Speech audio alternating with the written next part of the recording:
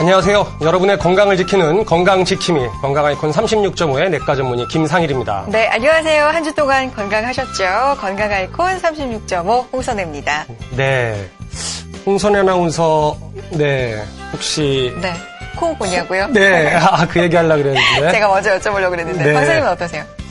저야 코 안 골 것 같이 생겼는데 무지하게 코를 잘 곱니다. 그래요? 네네. 저는 아버지가 좀 보세요. 아버지가 그렇군요. 굉장히 심하게 보셔서 네. 어릴 때부터 좀 네. 남자들 코 고면 우리 네. 엄마가 되게 힘들다 뭐 이런 걸 많이 느꼈었는데 네. 갑자기 근데 그런 걸 왜 질문을 하시는 거예요? 요즘에 이제 네. 코 고는 분들 주변에 너무 많아요. 맞아요.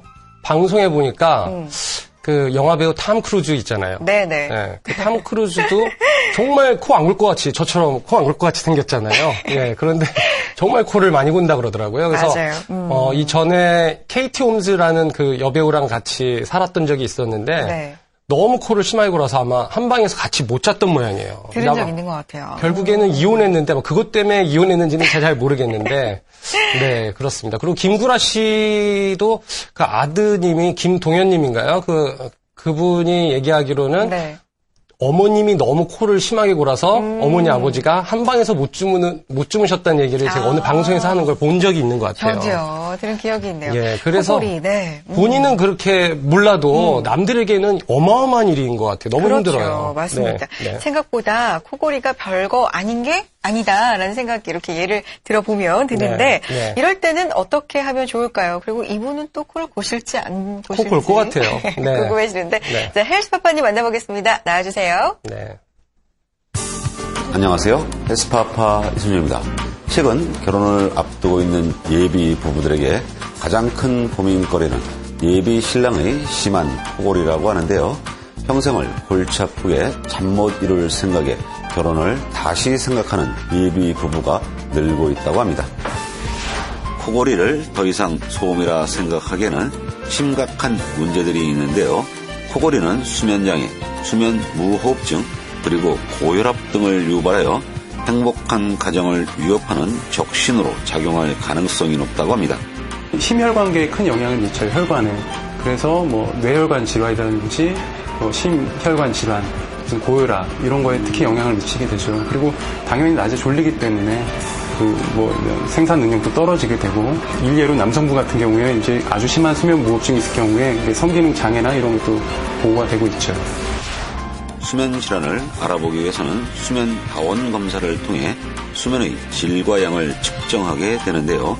환자의 상태에 따라 약물 치료 및 구강 내 장치 등의 비술적 치료법과 술적 치료법을 결정하게 된다고 합니다. 운동을 하시고 체중 관리를 하는 게 코골이나 수면 무호흡증에 가장 효과 있는 예방법이죠. 기도 자체에도 지방이 끼게 되면 기도 점막이 이렇게 흐물흐물거리죠. 그러면 아무래도 숨을 쉴고 내쉴 때 끌어다니는 힘을 견디질 못합니다. 그러니까 좁아지죠. 그러면 이제 무호흡이나 코골이가 생기게 되죠.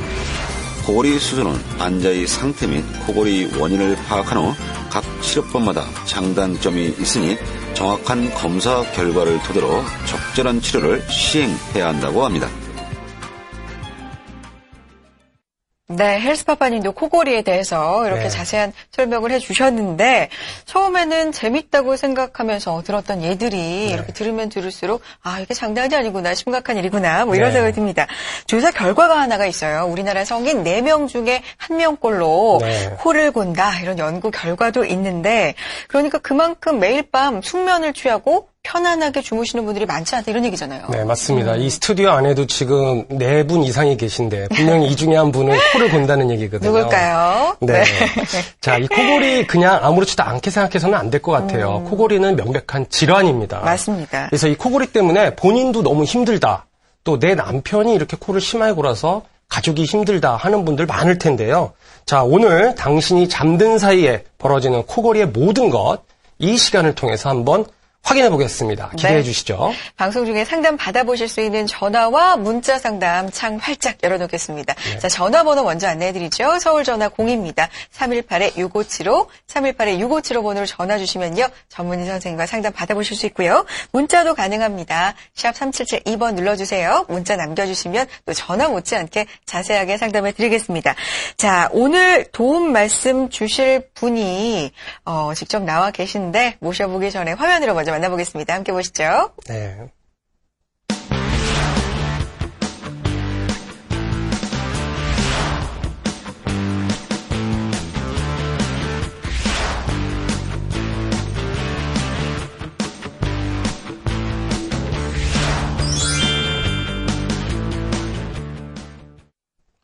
네, 오늘 코골이에 대한 건강 정보를 함께 해주실 코골이 박사님을 소개해 올리겠습니다.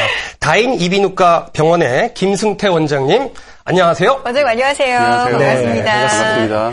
네, 코골이 박사님이라고 하니까 네. 문득 예. 본격적인 얘기하기 전에 궁금해지는데 원장님은 코를 골고 주무시나요? 어떠신가요? 저는 뭐 코를 이렇게 골진 않는 것 같아요. 그래요? 뭐 특별히 얘기 들은 건 없고요. 주로 저는 이제 다른 사람 코골이 때문에 좀 주로 피해를 보는 사람이지 이게 피해를 주는 사람은 아닙니다. 근데 물론 이건 좀 약간 농담이고요.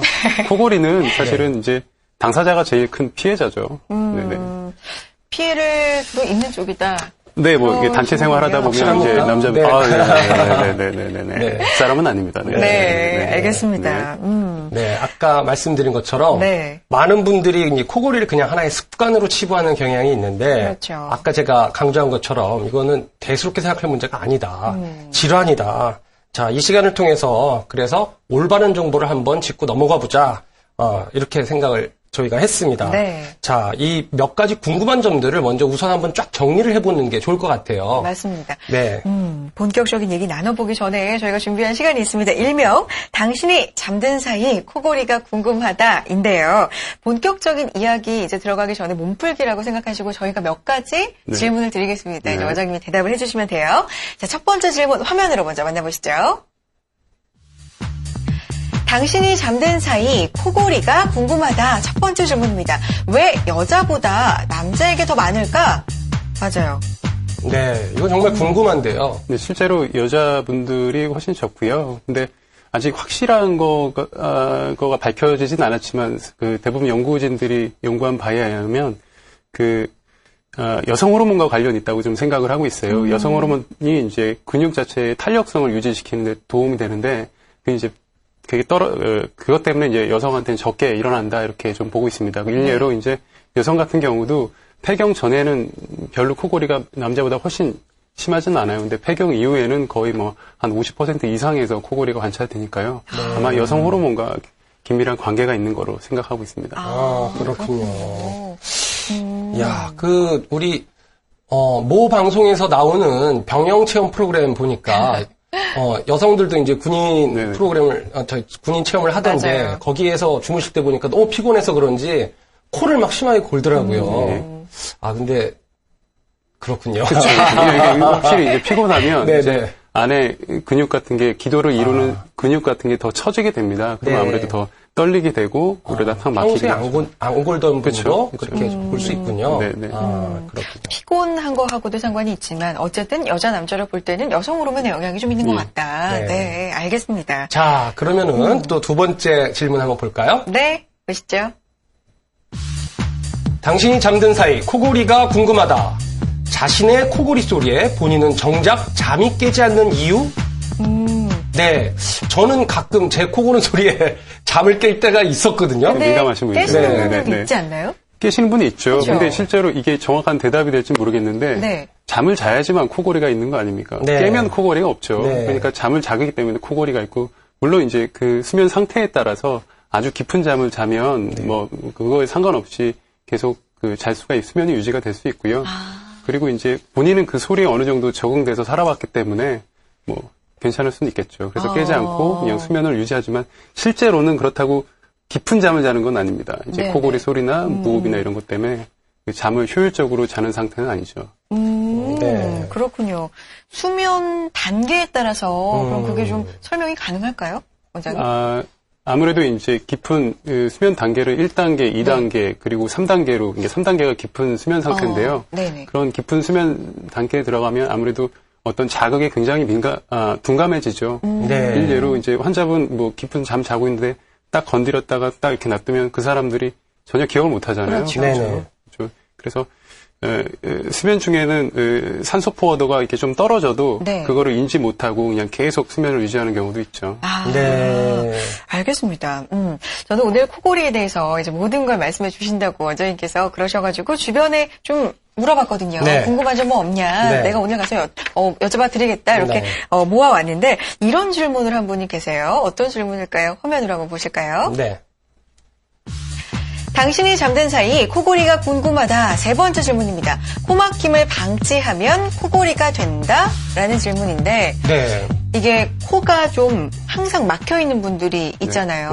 뭐 비염 있는 분들도 계시고 이걸 근데 치료를 안 하고 방치를 해두면 이게 코골이가 된다는 속설이 있나 봐요. 제가 좀 그렇거든요. 속설이 아니라 맞죠. 실제로 코가 막히는 것 자체가 코골이를 유발합니다. 그거를 방치하면 뭐 유발하는 게 아니라 코가 막히면 이제 기도 자체가 좁아지고 이제 아래쪽으로 흘러가는 좁은 공간을 공기가 통하게 되면 아무래도 그 끌어당기는 더 힘이 세져요, 음압이. 그래서 이제 점막을 더 떨리게 하고요.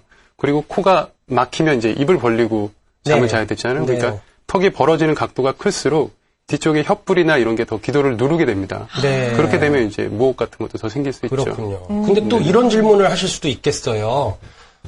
평소에 나는 코막힘이 거의 없어. 나는 코막힘이 있어 본 적이 없어. 근데 코를 자꾸 심하게 골아. 이건 왜 그렇지? 뭐 이렇게 얘기할 수도 있을 것 같아요. 물론 그렇죠. 이제 코골이의 원인은 굉장히 다양합니다. 사실은 어떤 그 코에서부터 그 후두, 인후두까지 그 상기도의 어느 부분에 문제가 있어도 코를 골 수는 있거든요. 그러니까 코가 정상이라도 아래쪽에 문제가 있으면 평소에 코막힘이 없어도. 그럼요.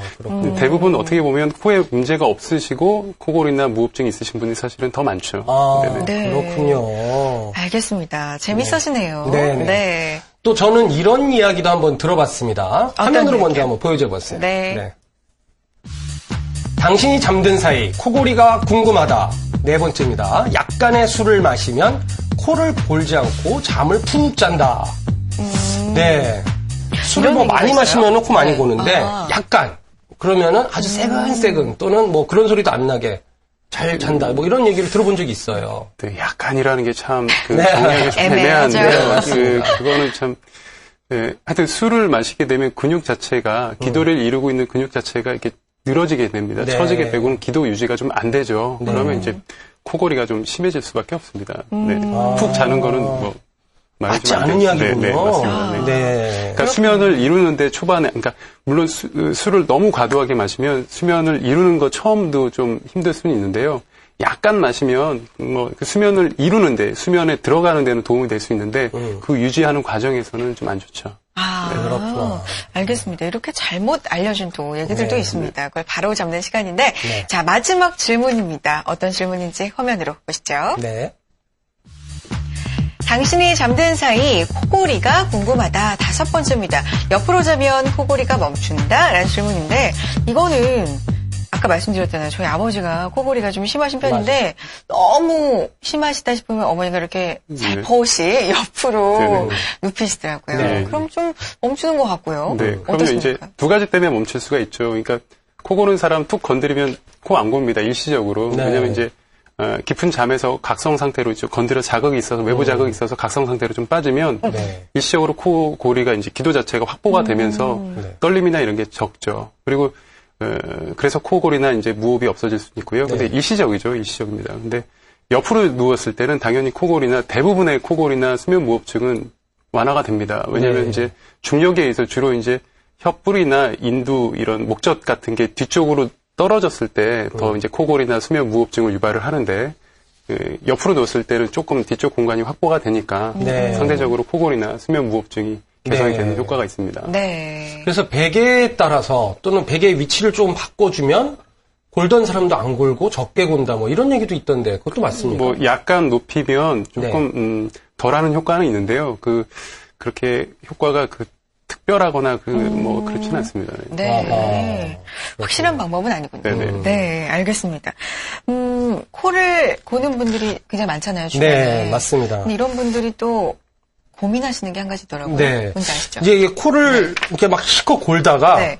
이제 안 골고 가만히 숨을 안 쉬고 가만히 있는 거예요. 저도 그런 모양입니다. 그래서 저희 아내가 그런 모습을 보고 깜짝 놀라는 거예요. 맨 처음에는 많이 깨우더라고요. 괜찮냐고. 이렇게 갑자기 멈추는 거죠? 네네네. 맨 처음에 이제 코골이를 이제 끝났구나라고 생각했는데 숨까지 같이 안 쉬는 것 같아서 깜짝 놀라는 경우. 이런 경우가 있던데. 맞습니다. 남편이 만약에 이렇게 숨을 안 쉬잖아요. 갑자기 코를 골다가 그러면 코 고는 것도 괴롭지만 그게 더 무섭다. 뭐 이런 아내분들 네. 굉장히 많더라고요. 네. 이게 아까 잠깐 말씀하셨던 네네. 수면 무호흡증 그렇죠. 같은데 맞나요? 네, 그 수면 무호흡증이라는 거는 수면 중에 그러니까 호흡 자체가 10초 동안 멈추는 거를 수면 무호흡증이라고 합니다. 10초요? 네, 네. 10초 이상. 네. 네. 그 수면 무호흡증이라고 하는데 거의 코골이 환자의 절반 이상이 무호흡을 동반하고 있습니다. 일례로 네. 저희 병원에 오시는 분들 수면다운 검사를 해보면 거의 대부분 있습니다. 대부분 있는데 중요한 거는 이제 얼마나 심하냐, 심하지 않느냐, 그게 중요한 거죠. 그렇군요. 10초면은 10초 이상 안 쉬면 그건 좀 예. 위험할 수도 있겠어요. 근데 단순히 10초, 사람의 몸이 10초 안 쉰다고 갑자기 이제 어떻게 되지는 않고요. 몸의 어떤 반응에 의해서 이제 깨게 되죠. 네. 그러니까 살짝 깊은 잠에서 살짝 본인은 인지하지 못하는 약간의 각성 상태로 올라오면서 이제 다시 숨을 쉬게 됩니다. 네네네. 그렇군요. 자, 그러면은 진짜 궁금해지는데 네. 아까 이제 여러 질문에 대답을 해주셨지만 그러면 진짜 대체 코를 왜 고는 건지 그리고 또 왜 그렇게 숨을 갑자기 멈추게 되는 건지 궁금하거든요. 원장님 어떻습니까? 일단은 그 코골이는 기도 자체, 특히 이제 목젖이랑 뭐 혀뿌리나 인두 조직 자체가 그 떨림에서 나는 소리가 이제 코골이고요. 그 공간 자체가 어느 순간 딱 막히게 되면 이제 공기가 통하지 않게 되면서 이제 네. 무호흡이 발생하게 되는 겁니다. 네. 나오고 있어요. 수면 무호흡에 대해서 나오고 있는데 설명 좀 네, 부탁드려요. 그래서 이제 수면 무호흡 저호흡 지수라는 게 있는데요. 네. 1시간당 무호흡이나 저호흡이 얼마나 있는지에 따라서 어떤 수면 질환의 중등도를 판단하게 되는데 5 이상이면 수면 무호흡 질환 증후군으로 진단을 내리게 됩니다. 그래서 15 이하는 경도라고 볼 수 있고요. 30회 이상은 중증의 수면 무호흡 증후군으로 꼭 치료가 필요합니다. 그렇구나. 그렇군요. 질환으로 이렇게 판명이 나면 네. 치료가 꼭 네. 필요하군요. 그러면 코를 고는 것도 그냥 단순한 코골이가 있고 치료까지는 필요하지 않은 코골이가 있고 수면 무호흡이 좀 심한 경우가 있단 말이죠. 네네. 네. 요거의 차이를 구체적으로 어떻게 보면 될까요?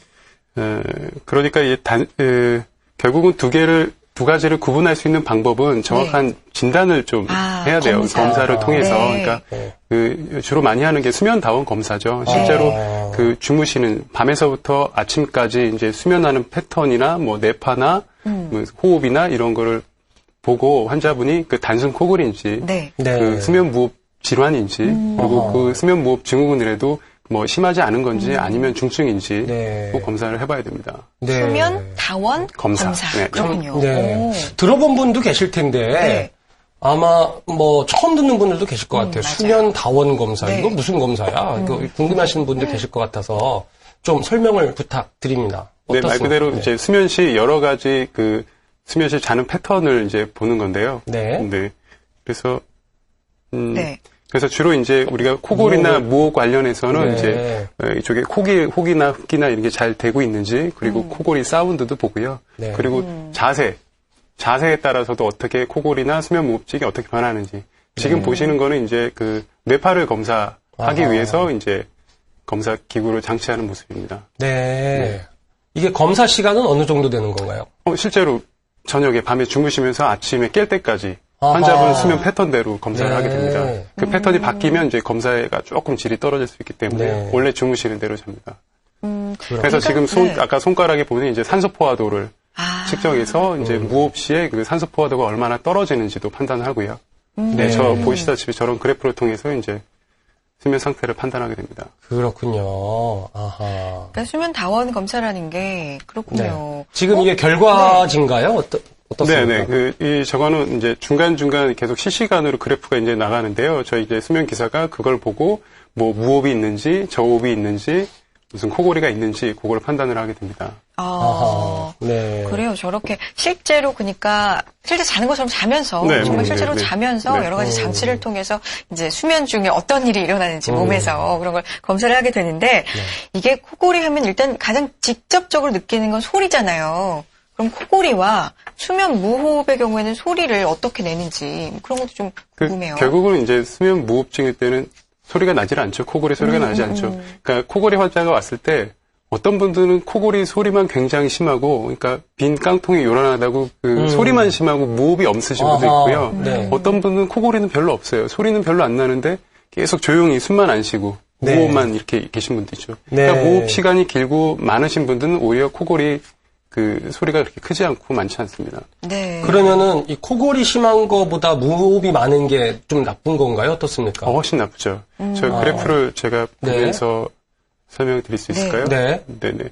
이게 지금 무호흡증 그래프인데. 네, 저 그래프는 지금 이제 완전 수면 무호흡증, 저 빨갛게 보이는. 네, 중간에 중간에 빨갛게 거기가 호흡 곡선이 있는 자리인데. 네네. 저 중간에 빨갛게 저희 칠해진 분은 이제 무호흡이 있는 거죠. 일직선으로 호흡이 네, 네. 없는 구역이 있네요. 네, 그건 저희가 이제 수면 기사가 그 구역을 판단을 해가지고 이렇게 체크를 한 거고요. 네. 보통 아까 그 화면에서 그렇게 이제 무호흡이 생기면 밑에 아까 보셨겠지만 그 산소 포화도가 떨어지게 됩니다. 네. 산소 포화도가 떨어지면 이제 몸 안에 산소 포화도가 떨어지니까 네. 이 숨을 못 쉬면 안 되잖아요. 네. 산소 포화도가 계속 떨어지면 안 되기 때문에 이제 각성 신호를 보내죠, 몸에서. 네. 그래서 기도를 열어 게 됩니다. 그래서 네. 아까 그 그래프에서 보면 위에 이제 그래프가 뇌파를 표시하는 네네. 그래프인데 수면파에서 계속 각성파가 나타나게 됩니다. 네. 그래서 결국은 본인은 인지하지 못하지만 네. 수면이 그 깊은 잠에서 얕은 잠에서 이렇게 크게 이렇게 어떤 단계로 가는 게 아니라 계속 쪼개지게 됩니다. 네. 수면이 분절이 돼가지고 네. 수면이 효율적으로 이루어지지 않게 되죠.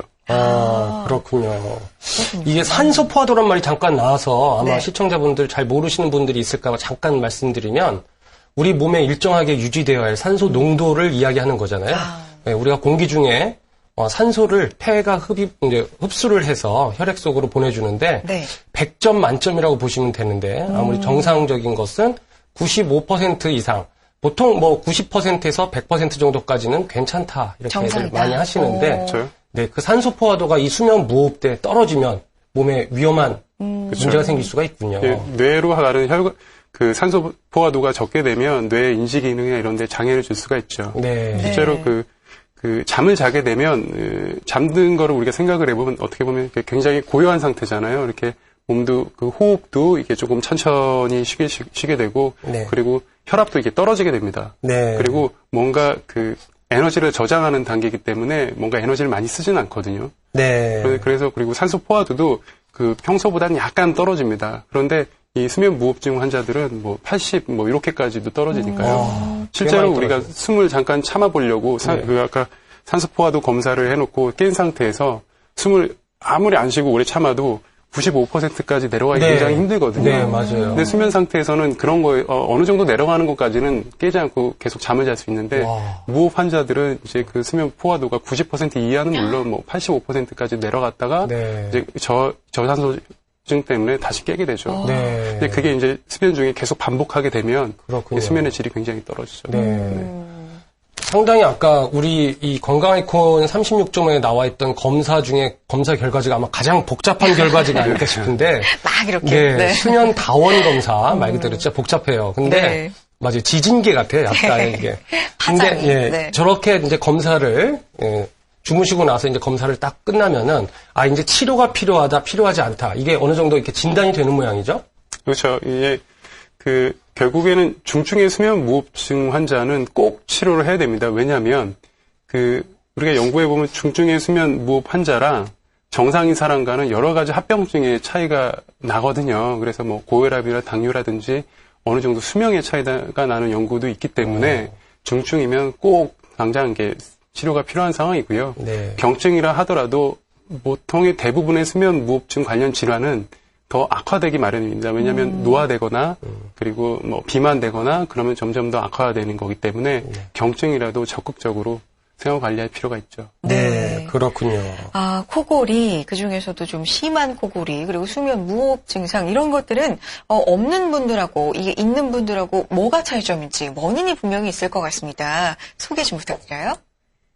네, 이제 가장 큰 거는 해부학적 원인이 있죠. 그러니까 결국은 기도 자체가 좁으면 그 좁은 통로로 공기가 들어가게 되면 속도가 빨라지게 됩니다. 네. 그러면 이제 점막을 당기는 힘이 강해지죠. 그러면 이제 거기가 탁 막혀버리는데 그래서 그 상기도를 좁게 하는 모든 질환이 여기 관련이 있죠. 예를 들어서 편도가 비대하거나 목젖이 많이 늘어져 있거나 아니면 이제 뭐 혀뿌리가 뒤쪽으로 많이 크거나 이런 게 연관이 있고요. 그런 해부학적인 것도 연관이 있고요. 네. 또 그런 점막 상태에 영향을 주는 비만, 노령, 뭐 호르몬 변화 이런 것도 영향이 있고요. 특히 이제 남자분 같은 경우 그 흡연이나 이제 술도 분명히 영향을 주고요. 또 하나는 이제 그런 그 약제들이 있습니다. 안정제 같은 약제를 드시게 되면 그것 때문에도 코골이나 수면무호흡 질환이 악화될 수 있습니다. 아, 네. 그래요. 지금 앞서 본 차트만 보더라도 네. 이 코골이가 단순한 한 증상이 아니라 여러 질환, 여러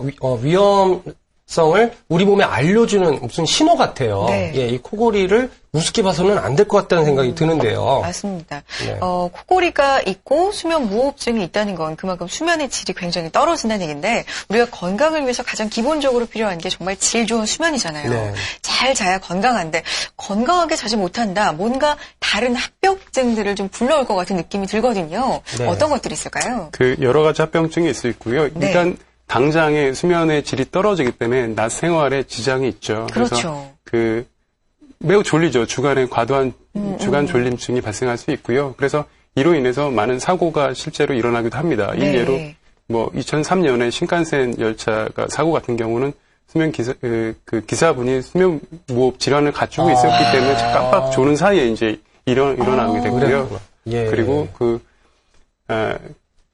인지장애도 있고요. 네네. 그리고 음주 운전보다 졸음 운전의 사망률이 7배 정도 더 높으니까요. 네. 그게 사회적으로 문제가 될 수 있죠. 그리고 네. 인지기능 장애가 있을 수 있고요. 네. 그리고 심혈관계 질환은 이제 고혈압 같은 경우는 고혈압 환자의 그 절반 이상이 수면무호흡 환자고요. 수면무호흡 환자의 30% 이상이 이제 그 고혈압 환자라고 돼 있고요. 그 뇌졸중 같은 경우에 그 정상인보다 한 3배, 그리고 심경경색 같은 경우에는 한 7배 정도 그 위험도가 큽니다. 정상인보다. 네. 그러니까 신칸센 지금 얘기를 해주셨는데 네. 정말 그러면은 나만 졸리고 끝나는 게 아니라 정말 그렇죠. 많은 사람들의 목숨이 달린 문제잖아요. 네. 이거는 정말 가볍게 넘어갈 일이 아니라는 생각이 들어요. 맞아요. 이 신칸센 열차를 운전하셨던 기사님도 졸음 운전을 하신 건가요? 그러면은 그렇죠. 그렇게 밝혀졌어요. 밤에 깊이 잘 수면의 질이 좋지 네. 않았으니까 네. 수면의 무호흡증이 수면 무호흡 있어서. 환자라고 그때 좀 알려졌었죠. 그러니까 네. 이렇게 낮에 그러니까 밤에 잘 충분히 못 주무시고 코 골고 수면 무호흡 생기고 그래서 낮에 꾸벅꾸벅 조는 분들이 있어요. 네, 그러니까 네. 코골이 있는 분들이 이게 그래서 아까 말씀드린 것처럼 바로 질환이다. 이게 그냥 단순한 습관으로 치부해서는 안 된다. 바로 이런 것 같습니다. 맞습니다. 자, 이 수면 무호흡증을 진단하는 방법은 아까 보여주셨던 지진계 같은 아주 복잡한 검사인 수면 다원 검사만으로 다 가능한가요? 결국 확실한 진단은 이제 수면 다원 검사로 이루어지고요. 이제 그거를 이제 해결하기 위해서 다른 부수적인 이제 검사가 필요합니다. 특히 이제 기도에 대한 확실한 검사가 필요하죠. 뭐 코에 대한 검사라든지 그 목에 대한 검사라든지 뭐 내시경을 통하거나 시술을 통해서 어떤 좁은 부위, 폐쇄 부위가 있는지에 대한 검사를 하게 됩니다. 네. 알겠습니다. 자, 코골이에 대해서 모든 것에 대해서 저희가 지금 알아보고 있는데요. 문자 상담 들어오고 있습니다. 어떤 문자일지 한번 보고 갈게요. 네. 소개해 주세요. 자, 5019님 그러네요. 문자 주셨습니다. 저는 고3이고요. 얼마 전부터 아침에 일어나면 목이 아프고 제대로 잔 느낌도 없고요. 저의 형 말이 어느 날부턴가 코골이가 심해졌다고 하더라고요. 옆으로 돌아 누워도 약하게 코를 곤다고 하던데요. 어떻게 해야 나아질까요? 이렇게 물어보셨습니다. 고3 학생이네요. 네. 마치 어떤 시험 문제 같은데요. 어느 날 갑자기 심해졌다 해서 무슨 단서가 그건 약간 농담이고요. 그 비만하고 굉장히 관계가 있으니까요. 네. 뭐 저 학생 같은 경우에 혹시 뭐 최근에 체중이 급격하게 늘었거나 그러면 이제 코골이나 수면 무호흡증이 발생할 수가 있죠. 네. 기본적으로 이제 기도에 대한 검사가 필요합니다. 네. 비만도에 대한 검사라든지. 네. 근데 보면 아침에 일어나면 목이 아프다, 네. 제대로 잔 느낌이 없다 이랬거든요. 그럼 입을 벌리고 잔다는 그렇죠. 얘기일까요? 네, 코가 막힌 상태에서 입을 벌리고 되면 이제 기도에 있는 수분이 다 날아가게 되면 통증을 조금 더 유발하게 되죠. 네. 그러면 이 학생 같은 경우는 병원을 찾아서 좀 검사를 해보는 게 좋을 것 같네요. 네, 간단한 이학적 검사로, 그러니까 뭐 코 안에 보고 눈으로 이제 목 안에 봐서 예를 들어서 편도가 아주 큰 경우에 잘 모르고 있는 경우도 있었어요. 네. 그런 환자 같은 경우 아주 편도가 큰 환자도 있거든요. 그런 환자는 그것만 좀 제거를 해줘도 코골이가 좋아지는 환자도 분명히 있습니다. 네, 지금 드디어 이제 원장님이 슬슬 치료에 대해서 말씀을 해주기 시작하셨는데, 네. 우리가 앞서서 지금 일단 코골이가 무엇인지, 왜 생기는지, 이런 이제 코골이의 진단은 어떻게 하는지, 뭐 이런 것들을 쭉 살펴봤는데요. 네. 이게 저희가 진짜 궁금한 거는 그게 질환이라면 치료를 해야 된다면 그렇죠. 어떻게 치료를 해야 돼? 그러니까 수술을 해야 되는 거야? 약으로 되는 거야? 이제 궁금해하시는 분들 많을 것 같거든요. 네. 자, 치료 방법에 대해서 좀 설명 부탁드리겠습니다. 일단 간단하게 정확한 원인을 알고 그에 따라서 치료하는 게 중요하겠죠. 실제로는 그러니까 병원에 가셔서 검사를 하고 정확한 치료를 하는 게 중요한데요. 그 치료 방법이 간단하게 그냥 뭐 비수술적인 방법은 가장 확실한 거는 그 체중 관리입니다. 체중을 비만이신 분은 체중 관리만 해도 굉장히 많은 효과를 볼 수 있습니다. 근데 실제로 체중을 줄이기가 쉽지가 않습니다. 특히 이제 수면무호흡, 중증의 수면무호흡 환자 같은 경우에는 수면의 질이 떨어지기 때문에 낮에 굉장히 피곤하고 졸려요. 네. 그러니까 네. 어떤 이제 대사량도 떨어지고 그리고 뭐 운동 같은 것도 하기 귀찮고 그러면 이제 더 비만하게 되고 비만하게 되면 또 무호흡이 더 심해지고 이런 악순환을 겪게 되거든요. 그러니까 네. 그 악순환을 좀 끊어줘야 됩니다. 그래서 간단한 방법으로 간단하지만 명확하지만 그 쉽지 않은 게 비만에 대한 치료죠. 네. 그리고 이제 뭐 옆으로 주무시거나 그리고 술이나 음주 같은 거를 좀 안 하시는 게 좋고요. 네. 그리고 비수술적인 방법으로 가장 그 대표적인 게 양압기죠, 양압기. 양압기. 네, 양압기. 네, 네. 양압기. 아하. 네. 이거네요. 네, 저희 보다시피 이제 환자가 주무시고 계신데 마스크처럼 코에다 이제 끼고 있죠. 네. 네. 그 호스를 통해서 이제 본체가 있고요. 저 옆에 세 개 그림 중에 오른쪽 위쪽에 보면 이제 평소에는 이제 횡격막이 밑으로 내려가면서 공기를 끌어다니게 됩니다. 그래서 공기가 폐로 이렇게 들어가게 되는데 네. 그러면서 이제 기도가 탁 막히게 되는 거죠. 네. 근데 저 마스크로 밀착시켜서 공기를 넣어주면 네. 기도가 확보가 되는 거죠. 네. 그래서 이제 코 골지 않고 무호흡 없이 주무시게 되는 겁니다. 그렇군요. 아, 네. 저 그림 보니까 이제 생각이 났어요. 그래요. 저도 본 기억이 있는 것 제가 같아요. 즐겨보는 TV 프로그램 중에 혼자 사는 분들을 일상을 찍은 TV 프로그램이 있었어요. 근데 거기에 모 아나운서 분이 코골이가 네네, 있으셔서 네네. 진단을 받고 결국에는 저 양압기를 네. 받았던 것 같아요. 네네, 저도 봤습니다. 아, 저게 근데 좀 덩치가 커서 좀 부담스러워하는 분들이 좀 있을 것 같은데 저 큰 장비밖에는 없습니까? 어떻습니까? 물론 작은 장비도 있는데요. 아, 보통 네네. 주무시는 거 댁에서 주무시잖아요. 네. 뭐 다른 데 많이 돌아다니시지 네네. 않으시잖아요. 네네. 그러니까 큰 장비라도 가정에서 사용하기는 충분한 것 같고요. 그 여행용 제품도 요즘에는 시판되고 있습니다. 좀 작은 아하. 기계로 해서 뭐 여행 갔을 때 쓸 수 있게 만든 제품도 요즘 네, 나와 있습니다. 휴대용 장비가 있군요. 네네네. 네. 어쨌든 근데 집에 놓고 양압기도 그럼요. 쓰는 네네. 거니까 네.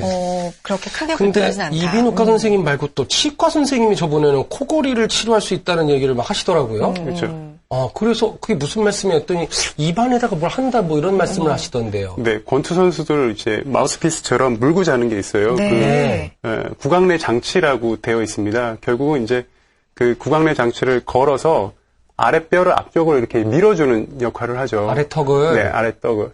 그래서 네. 이렇게 앞으로 빼주게 되면 뒤쪽에 혀 자체가 아래턱에 붙어 있기 때문에 공간이 좀 생기는. 뒤쪽 공간이 생기게 됩니다. 아하. 그래서 주로 누워서 자게 되면 혀뿌리가 뒤쪽 기도를 누르게 되는데 네. 그걸 좀 막아주게 되죠. 아, 그거 힘들진 않습니까? 제가. 그러니까 조금 해보려고 민감하신 분들은 조금 힘들어하시는 분도 간혹 있을 수 있고요. 네. 중간중간 치과 점검을 좀 받으시는 게 좋습니다. 왜냐하면 그 부정교합 같은 게 좀 생길 수 있기 때문에 아하. 그렇게 뭐 그렇게 심하진 않지만 그래도 네. 정기적인 관리가 필요하죠. 그렇군요. 네. 알겠습니다. 자, 많은 분들이 또 문자 상담 보내주고 계신데요. 하나 네. 더 확인해 보죠. 네. 보겠습니다. 제가 국외수 성형술이랑 편도 절제술을 했습니다. 오늘로 수술 9일차인데 코골이가 심하다네요. 원래 이런 건가요? 언제쯤 코골이가 없어지죠 하시면서 오셨는데 네. 국외수 성형술, 편도 절제술 후에 네. 심해지셨네요. 네.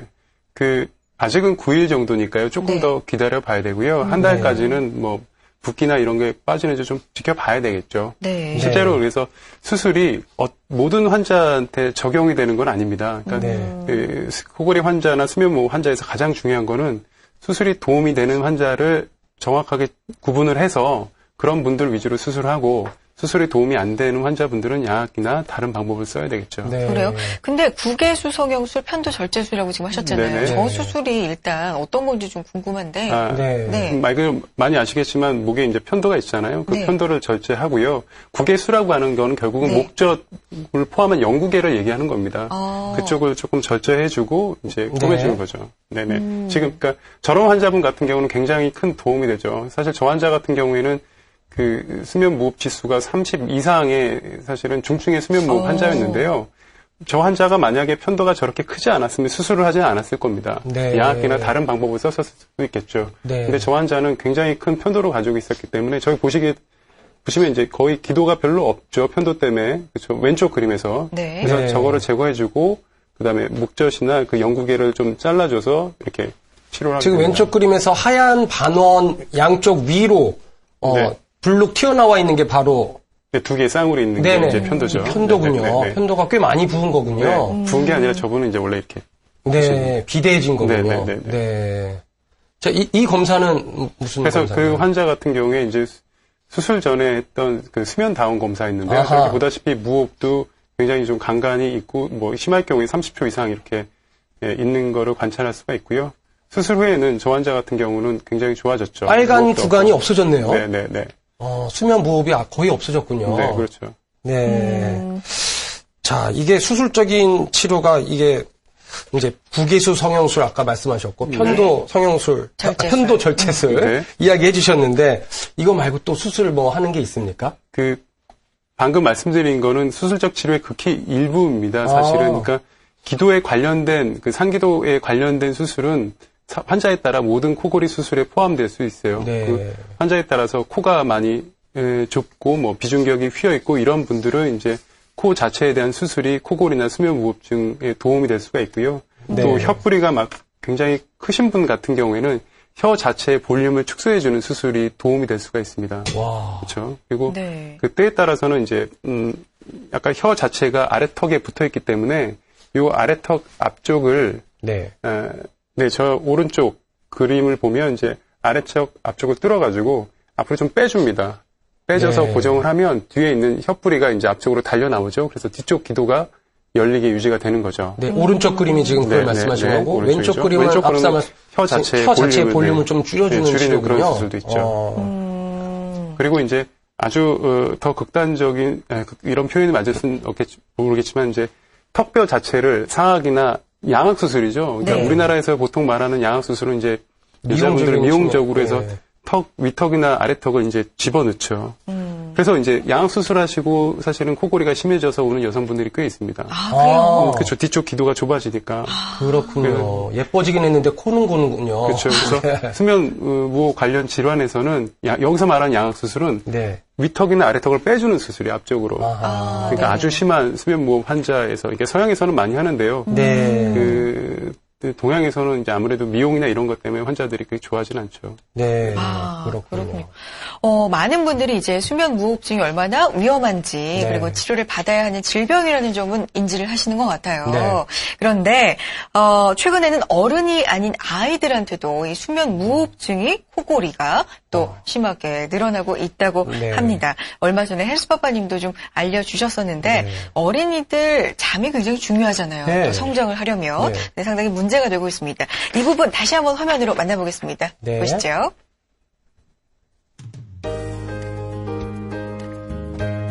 자칫 심각한 질병을 키울 수도 있는 아이의 코골이 습관, 그 원인 중 하나가 바로 아데노이드 비대증이라고 합니다. 아데노이드란 편도선의 일종으로 코와 목 사이에 위치해 호흡기 감염을 막는 역할을 하는 기관인데요. 아데노이드 비대가 심해지면 아이의 코골이와 수면 무호흡증을 유발할 수 있다고 합니다. 아데노이드 비대가 아주 심할 경우에는 코 뒤쪽 구멍을 막고 있기 때문에 코가 막히죠. 그러니까 코로 숨을 쉬기 힘드니까 입을 벌리고 있고, 그리고 잘 때도 이제 코골이도 심하고 무호흡도 심하게 발생할 수 있고, 그러니까 잠을 굉장히 뒤척이게 되고. 수면 중에는 신체의 자연 치유력, 면역력을 높이는 물질이 분비되므로 수면은 그저 잠을 자는 것만이 아닌 건강을 위한 중요한 시간인데요. 충분한 수면을 못 취하니까 낮에도 많이 졸려요, 그런 아이들은. 그래서 유치원이나 학교에서도 그냥 많이 졸거나 아니면 산만하거나 아주 그게 장기간 방치됐을 경우에는 안면 골격 성장에 장애를 받죠.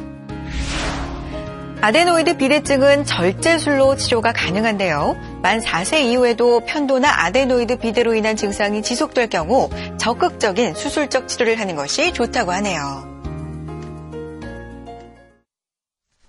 네, 아이들도 이렇게 심한 경우가 있군요. 그렇군요. 네. 그래요. 방금 영상에서 본 것처럼 아이들도 이 아데노이드 비대증으로 코골이가 심한 경우가 있는데 네. 이 부분 어떻게 치료합니까, 원장님?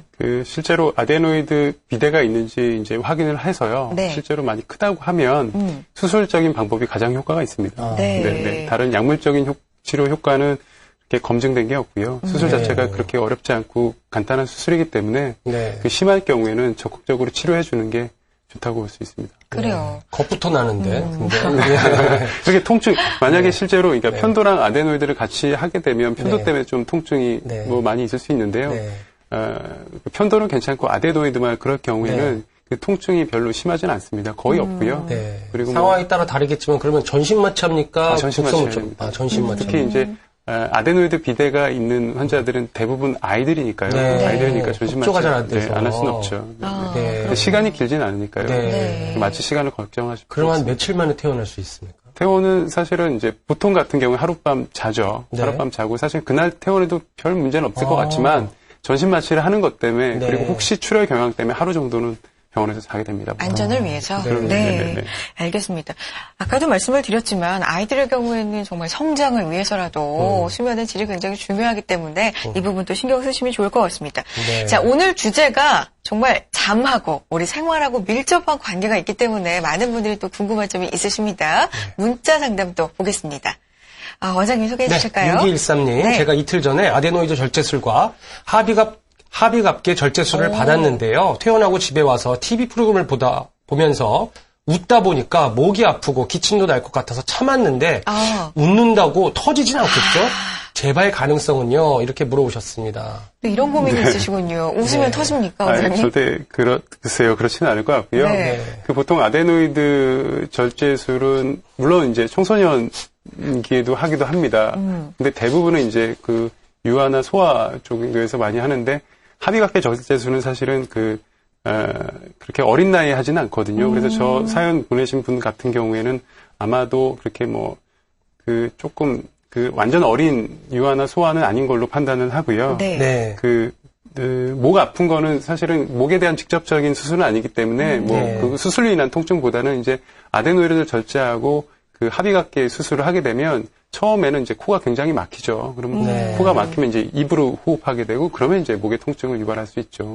출혈은 마음껏 웃으셔도 될 것 같습니다. 그래요. 그러면 여기 지금 아데노이드 절제술, 합의갑계 절제술을 받으셨다고 했잖아요. 이 두 개를 먼저 좀 자세하게 설명을 해주실까요? 그 합의각계라고 하는 거는 이제 코에는 비각계가 합의각계, 중비각계, 상비각계가 있습니다. 근데 합의각계가 제일 앞쪽에 와 있고 코를 제일 막을 수 있는 거죠. 그래서 저 그림에서 보면 왼쪽 이게 코 속을 찍은 사진이군요. 왼쪽 사진에서 이제 양 옆이 이제 코 구멍이고 가운데가 이제 왼쪽으로 좀 휘어 있는 거죠. 저 환자는 왼쪽으로 코 칸막이 뼈가 휘어 있고요. 코 점막이 좀 비대한 상태죠. 그래서 오른쪽 같은 경우에 이제 코 가운데 칸막이 뼈도 교정을 해서 반듯하게 만들고 코 점막도 이제 축소를 시켜서 코로 숨쉬기 편하게 만든 겁니다. 그렇군요. 그래요. 합의갑계 축소술에 대해서도 알아봤습니다. 근데 이렇게 아데노이드 비대가 있는 경우에 애들이 코를 골아서 오는 경우가 있나요? 아니면 수면 무호흡으로 오나요? 보통 증상은 어떤 걸 호소하고 오나요? 둘 다 호소합니다. 성인하고 똑같습니다. 코골이를 하다가 무호흡도 있죠. 소아 같은 경우에는 그 수면 무호흡증의 진단이 훨씬 더 엄격합니다. 그래서 성인 같은 경우에는 그 시간당 5회 이상이면 수면 무호흡증 흥분이라고 진단내는데 소아 같은 경우 시간당 한 번만 무호흡이 있어도 수면 무호흡 질환으로 진단을 내리게 됩니다. 그러면은 이게 성인이든 아이든 코를 곤다는 걸로 이비인후과를 가게 되면 무조건 수술을 받는 거는 아까 말씀하신 것처럼 아닌 거죠. 그 원인에 따라서 진단이 달라지고 그 진단에 따라서 치료가 달라지는 거죠. 환자마다 다 치료법이 각기 다르고요. 네. 저희가 제시한 치료법이 환자분이 할 수 없는 경우도 사실은 있습니다. 네. 예를 들어서 이제 수술적 치료를 이제 도움이 될 것 같아도 환자분이 이제 못 하시는 분도 있고요. 네. 양압기 같은 경우는 특히 이제 조금 불편감이 있습니다. 그러니까 네. 양압기를 설명해 드리는 동안에 이제 한 절반 정도는 난 저런 거 안 쓴다 이미 뭐 생각을 안 하시고 계시고요. 또 가져가신 분도 한 절반 정도는 쓰다가 그냥 답답해서 벗어버리는 분이 많습니다. 네. 그러니까 자면서 이게 벗거나 그리고 또 눌리는 거 여자분들도 싫어하시는 분도 있고요. 근데 중요한 거는 이제 우리가 처방을 내리고 양압기를 가지고 환자한테만 권하기만 하면 이게 네. 계속 유지할 수가 없습니다. 의료진과 환자가 열심히 상의하고 계속 끌어줘야지만 양압기 치료를 끝까지 유지할 수가 있습니다. 알겠습니다. 자, 그러면 이쯤에서 시청자 한 분의 전화가 지금 와 있어서요. 상담을 해드리고 가겠습니다. 자, 연결돼 있죠? 안녕하세요. 네, 안녕하세요. 네, 안녕하세요. 반갑습니다. 저희 오늘 코골이에 대해서 모든 것 좀 알아보고 있는데 어떤 고민 있으세요? 50대 중반이고요. 네. 평상시에 이제 수면 무호흡이 심하다고 해가지고 병원에 이제 여러 번 이제 가서 이제 상담도 하고 했는데 네. 네. 말씀하시는 게 선생님은 수술을 해도 효과를 보지 못하니까 양압기나 다른 기구를 사용하시는 게 좋습니다. 그렇게 얘기를 하셔서 네. 실제 사용은 하고 싶은데 지금 선생님 얘기대로 불편하기 때문에 오래 사용을 못 하거든요. 네. 그래서 좀 간편한 장비나 이게 그런 게 없을까? 또 한 가지는요. 네. 보통 솔로 코 속으로 흡입해가지고 입으로 뱉는다. 네. 이런 이제 코 청소죠. 쉽게 얘기하면. 네. 그런 것들이 도움이 되는지 좀 여쭤보고 싶네요. 질문이 지금 두 가지이십니다. 일단은, 네네. 양압기 외에 조금 더 간편한 장치가 없는지, 그리고 네. 코 청소라고 지금 표현을 해주셨는데, 네. 그건 또 일단 어떻게 쉬운 거부터 말씀드릴게요. 네. 이제 코 청소, 그러니까 보통 이제 생리식염으로 코로 세척하는 네. 거를 말씀하시는 건데 그 자체가 코 점막의 상태를 건강하게 유지하기 때문에 코골이나 이제 수면 무호흡 질환에 도움이 될 수는 있습니다. 근데 절대 그런 것만으로 사실은 더 치료가 되지는 않지만 그래도 적어도 해는 되지 않고요. 코 건강에 도움이 되기 때문에 코에 불편 사항이 있다고 그러면 적극적으로 하시는 게 도움이 될 거고요. 네. 보시다시피 이렇게 이제 양압기 때문에 불편해 하시는 분이 많이 있습니다. 그런데 양압기 자체를 대체할 수 있는 왜냐면 우리 기도가 이제, 이렇게 딱딱한 조직은 아니잖아요. 네. 흐물흐물하고 그런 연조기직이기 때문에, 네. 우리가 수술해서 넓힌다고 하더라도 어느 정도 이제 음압이 크게 걸리거나 그러면 얘네들이 이제 막혀버릴 수가 있거든요. 근데 양압기 같은 경우는 압력을 밀어 넣어주기 때문에 막히면 더 큰 압력으로 밀어 넣어주기 때문에 네. 그러니까 무호흡이 생길 수는 없죠. 근데 대신 문제가 지금 말씀하신 것처럼 그게 불편해서 못 쓰시는 분이 많이 있습니다. 그래서 저희 치료진이 적극적으로 환자분과 상의해가지고 불편 사항이 뭔지를 파악해서 그거를 조절해야 될 거예요. 어떤 분들은 이제 양압기 쓰는 것 때문에 건조감이 이제 마스크를 쓰면서 굉장히 기도가 건조하신 분들이 있어요. 그런 거 같은 경우에는 이제 가습기나 이런 거를 잘 조절할 필요가 있고요. 어떤 환자 같은 경우는 이게 마스크가 잘 맞지 않아서 이런 이제 자국이 많이 나서 싫어하시는 분도 있어요. 그런 분들은 이제 적당한 마스크를 좀 찾아서 써야 되고요. 또 마스크가 이렇게 옆으로 새가지고 공기가 막 새시는 분도 있어요. 효과가 떨어지는. 네, 그렇죠. 그럼 압력이 제대로 안 걸리죠. 그런 환자도 정확한 마스크를 써야 되겠죠. 네. 알겠습니다. 선생님, 오늘 어떻게 도움이 좀 되셨나요? 네, 감사합니다. 네, 알겠습니다. 네, 고맙습니다. 감사합니다. 자, 수면의 질을 좀 좋게 회복시키셨으면 하는 바람이고요.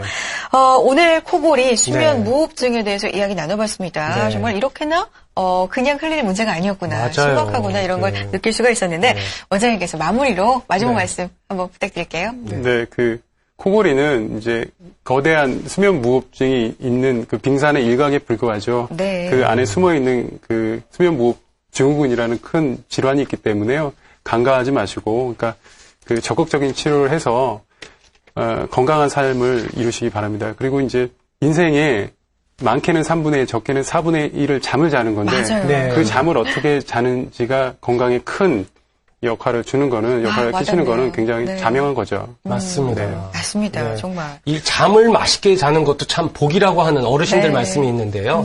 이 코골이는 옆 사람을 괴롭히는 단지 그저 그런 습관이 아니라 우리 건강에 이상을 알려주는 알람이 될 수 있다는 것도 오늘 이 시간을 통해서 배웠던 것 같습니다. 네. 자, 오늘 코골이 박사님 정말 설명 잘해 주셨는데요.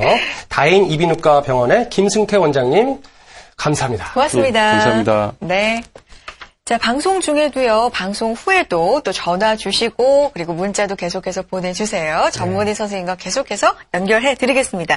자, 잠시 후 2부 이어지는데 어떤 내용 준비되어 있죠? 네, 요즘 허리 아프신 분들 많으신데요. 많죠. 수술을 꼭 받아야 된다 그러면 네. 크게 째면 힘들잖아요. 최소 침습 척추 치료에 대해서 오늘 알아보는 시간 가져보도록 하겠습니다. 기대가 됩니다. 자, 오늘 방송에 참여해주신 분들 중에서도요, 몇 분 추첨 통해서 저희가 준비한 선물 보내드립니다. 2부에도 많은 참여 부탁드려요. 딴 데 가지 마시고요. 채널 고정.